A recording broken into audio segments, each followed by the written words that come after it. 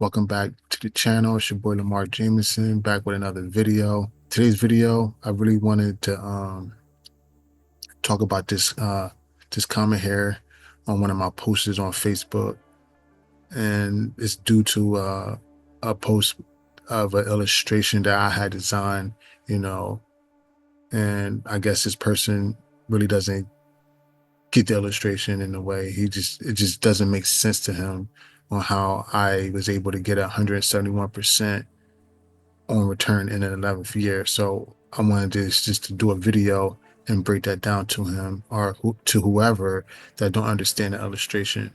Now, if you are familiar with the infinite banking concept, it will make sense to you. But if you're not familiar with the infinite banking concept, it's not going to make sense to you. And this is the reason why I'm doing this video, so that way I can break it down to you and you could be able to understand moving forward, or even understand and say, hey, you know what? I want to start building policies like this for the client. He wrote this 5 weeks ago, and now I'm just getting back. So he says, what is the guarantee rate on this policy and what is the non-guarantee rate? He's basically asking, what is this insurance company's paying? What is the interest rate? I reply back, great question. Unfortunately, this company don't provide their interest rate, but everything in the guaranteed cash value is guaranteed, and the total cash value section is with the dividends paid each year is not guaranteed, but the company been paying dividends every year for 100+ years. So basically, I'm letting them know that the company doesn't provide an interest rate. Is what you see in the illustration. Is basically the numbers. But when it comes to dividends, since dividends is not guaranteed, as a life insurance agent, we got to mention that to our clients that they're not guaranteed. But if insurance companies been paying every single year, paying out dividends every single year for 100 years plus, then what does that sound like? To me personally, you've been paying out dividends for every single year for 100 years straight. To me, that's basically what it is.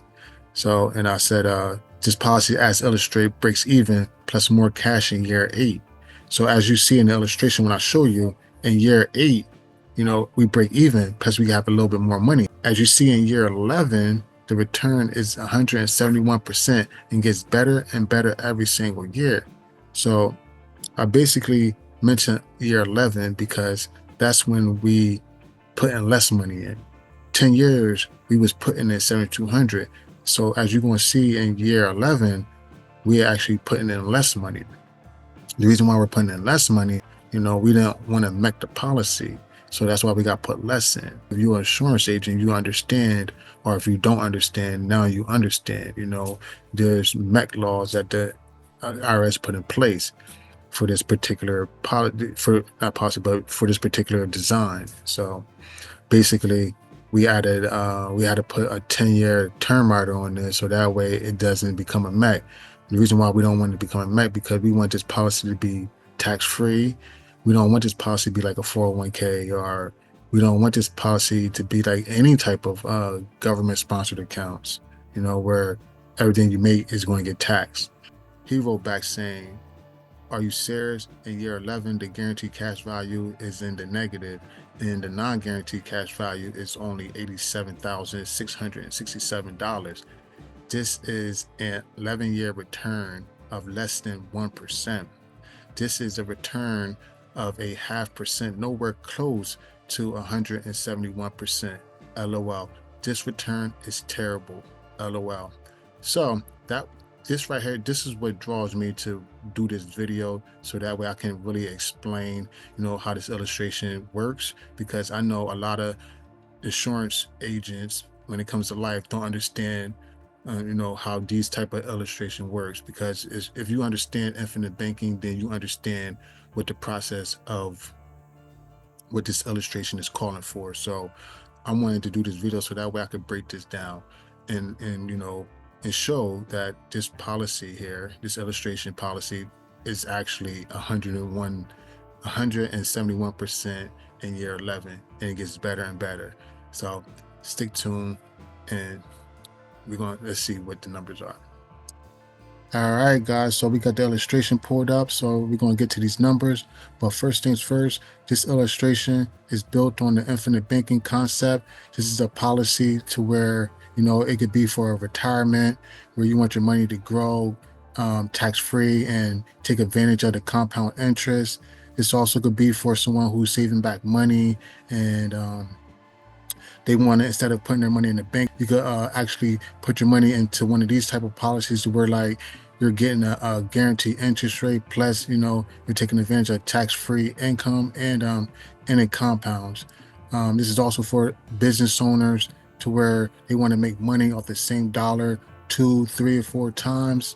So this policy is just that type of build, and these are the type of policies I design for the infinite banking concept. So let's jump into it. As you see, guys, here in year one, the cash value we have in here, which is $9,507.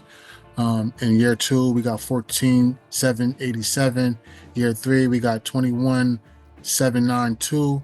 So in most regular life insurance policies, you won't see any cash value in year one, year two, year three, year four, and year five. You'll start seeing some in year six in a traditional life insurance policy, but this build that I designed here is for the client to get cash value as in early in the first year, and they able to borrow from this cash value within the first 30 days. And this policy is actually someone who's contributing $7,200 a year. And also in the first year, as you see, this is how we got that $12,200 because the client actually wanted to dump in $5,000 into this policy, as much as we can put in. We're going to run the numbers and see if that 171% is accurate. We're going to take this 77,000 right here. We're going to add this 289.69. We're going to add those two together because this is the total what we put in. Well, this is the total what we're going to put in the 10th year. And then in the 11th year, this is how much we put in, which is $2,869.20. $2,869.20. We're going to subtract what we get here by this number, which is $87,667. And then we're going to run that and we're going to see what percentage that number is going to be. All right, so let's go ahead and jump over to our calculators. Let's type these numbers in. So first number will be, what is it? 8, 7, 6, 6, 7 minus 79, 8, 6, 9. See what that is? All right, so we took $87,667 minus $79,869. And we got $7,798. So what we're going to do now is that we're going to subtract what we put in from this number, which is $2,869.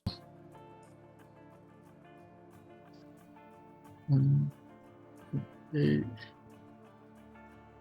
minus 2,869.